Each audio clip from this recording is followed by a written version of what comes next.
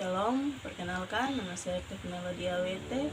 Saya mahasiswa semester 2 kelas D, jurusan pendidikan agama Kristen di Sekolah Tinggi Agama Kristen Protestantan Negeri Semanggi. Kali ini saya akan membahas topik mengenai latar belakang penulisan kitab Efesus.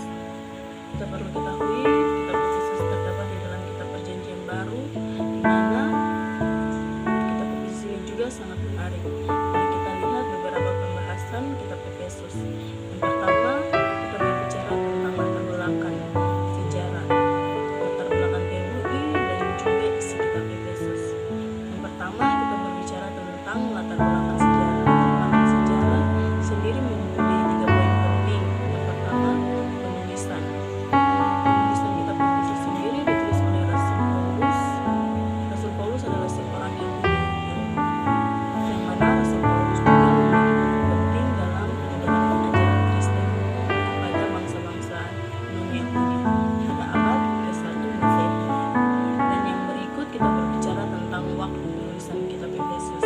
Kitab Efesus diperkirakan ditulis sekitar tahun 60 sampai 90 Masehi, selama masa penahanan Rasul Paulus di Roma. Yang ketiga, berbicara tentang tujuan kitab Efesus. Tujuan kitab Efesus ini ditulis untuk gereja di Efesus, di mana jemaat Efesus adalah suatu jemaat di kota penting di Asia Kecil, sekarang disebut Turki. Sekarang kita berbicara tentang latar belakang teologi. Latar belakang teologi sendiri mempunyai 3 bagian. Yang pertama, berbicara tentang gereja di Efesus. Gereja Efesus adalah salah satu gereja yang didirikan oleh Rasul Paulus selama perjalanan misi. Gereja ini terdiri dari orang-orang Yahudi dan non-Yahudi yang mana telah bertobat menjadi orang Kristen. Yang kedua, masalah yang dihadapi jemaat Efesus. Jemaat di Efesus mengalami beberapa masalah dalam pertumbuhan iman Kristen, seperti pengaruh ajaran sesat dan kurangnya pemahaman tentang hubungan antara orang Yahudi dan non-Yahudi dalam gereja. Yang ketiga, tujuan untuk memperkuat iman.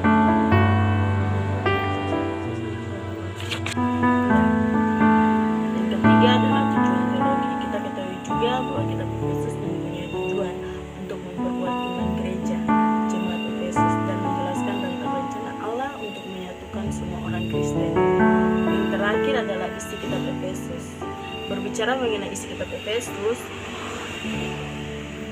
yang terakhir adalah isi kitab Efesus. Berbicara mengenai isi kitab Efesus, ada puji-pujian dan doa, rencana Allah, dan hidup di dalam Kristus. Yang pertama, pujian dan doa. Kitab Efesus dimulai dengan puji-pujian dan doa yang mengungkapkan rasa syukur dan pengakuan akan kasih Allah. Yang kedua, rencana Allah. Adapun kitab Efesus menjelaskan tentang rencana Allah untuk menyatukan semua orang dalam Kristus dan menciptakan satu tubuh Kristus yang baru.